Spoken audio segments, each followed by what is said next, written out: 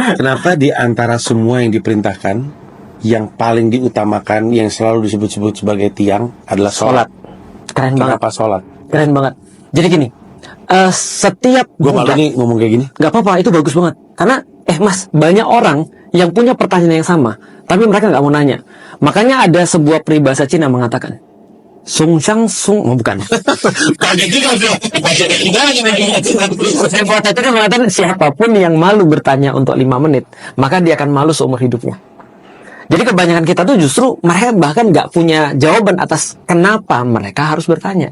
Nah, termasuk pertanyaan kayak gini, ini penting banget. Kalau aku sederhana begini, kalau aku secara pribadi ya, setiap budak itu harus punya sesuatu yang menandakan bahwa dia itu budak. Dan bahwasanya Allah itu adalah majikan. Jadi contoh ya, kalau Mas hire seorang karyawan, maka dia hanya menjadi karyawan Mas kalau Mas kasih tugas kepada dia. Tapi kalau Mas cuma hire dia, terus kemudian dia masuk ke kantor, Mas nggak pernah nyuruh dia nih, maka dia bukan karyawan, karena dia tidak berkarya. Berarti dia menjadi seorang budak kalau disuruh-suruh sama majikannya. Sesederhana itu sih. Maka koneksi itu tercipta ketika kita disuruh-suruh. Nah, pertanyaannya adalah, sholat ini kan muncul setelah kita punya koneksi bahwa kita adalah seorang hamba. Nah, kalau ada orang yang sudah benar-benar tahu tuannya siapa, dan bahwa dia adalah seorang hamba, maka dua yang tadi sudah terpenuhi itu. Maka berikutnya baru disuruh sholat.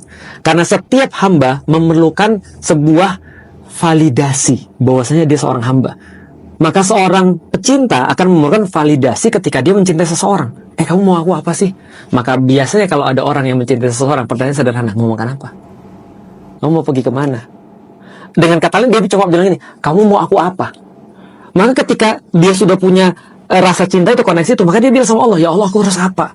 Allah bilang, koneksimu terhadap aku yang paling penting adalah sholat.